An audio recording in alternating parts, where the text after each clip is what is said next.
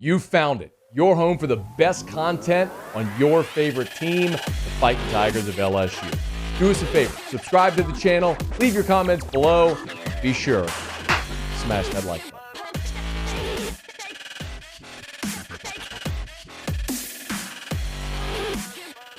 LSU did get some phenomenal news this weekend. It was not altogether unexpected, but still to solidify it is big. For weeks now, I kind of told you what I had been hearing were the targets in the portal for LSU. They were going to add veteran depth on the offensive line. They certainly needed to address the defensive line. Corner is going to end up being a must.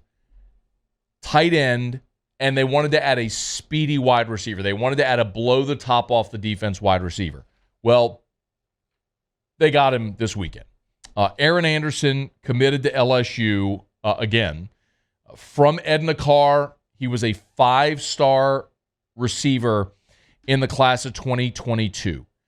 He was a one-time LSU commit who decommitted when Ed Orgeron got fired, ultimately signed with Bama, played there this year, was injured, only played in one game against Austin Peay, entered the portal, and now he's heading home as Aaron Anderson is going to be an LSU Tiger. As a refresher, he was a this was from On 3 as a recruit.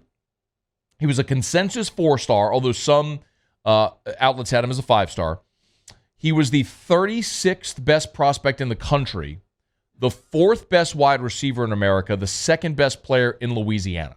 So he is a speedster, blow the top off, game-breaking deep threat from the class of 2022.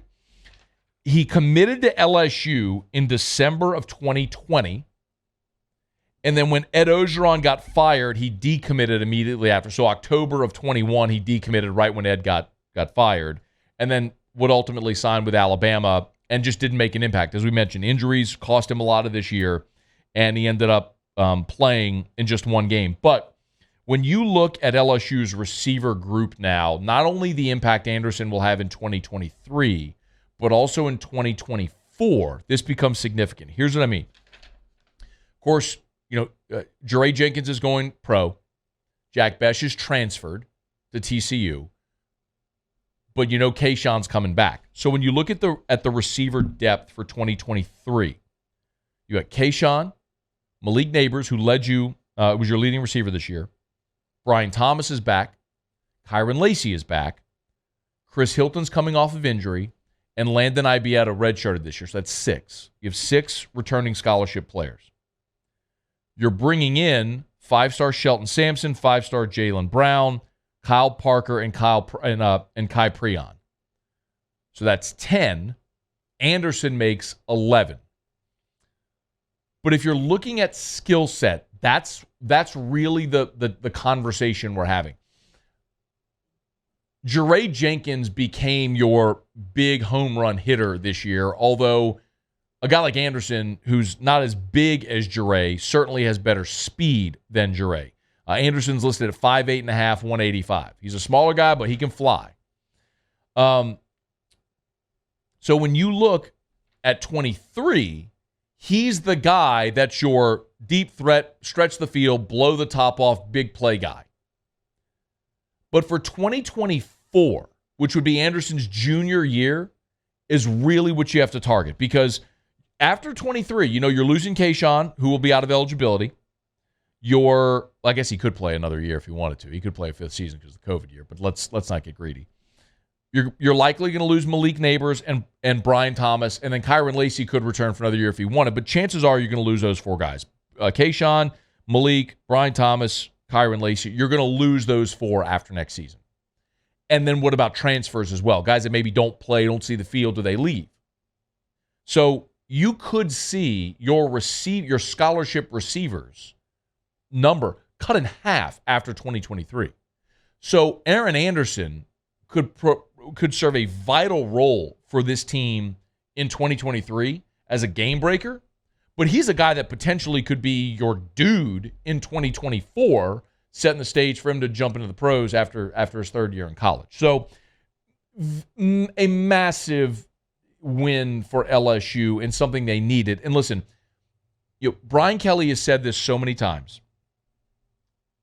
He has said, I think he said it again this weekend, where they are looking for guys from the state of Louisiana. If they can go into the transfer portal and bring in guys from the state, it's always going to be preferred.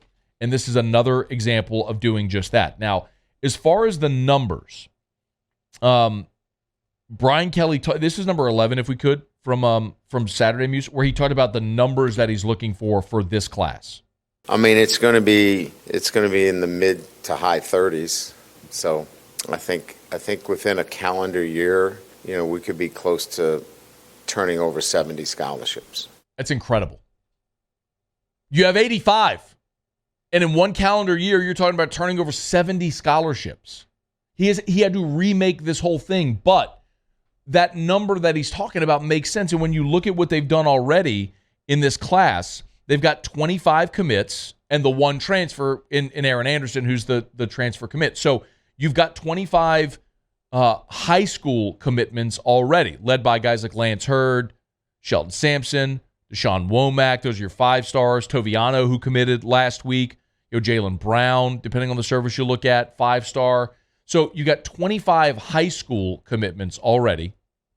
Aaron Anderson becomes your one guy in the transfer portal right now, which puts you at 26. Brian Kelly said mid-upper 30s. You're going to add 10 more players.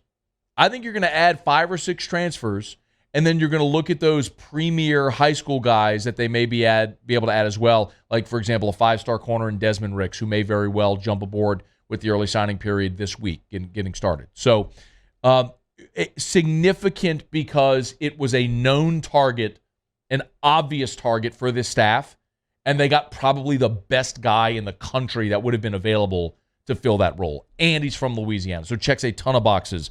Aaron Anderson picking LSU, coming home to play for the Tigers. Hey, thanks so much for watching. Please leave your comments. I love to interact. And be sure to hit the red subscribe button below.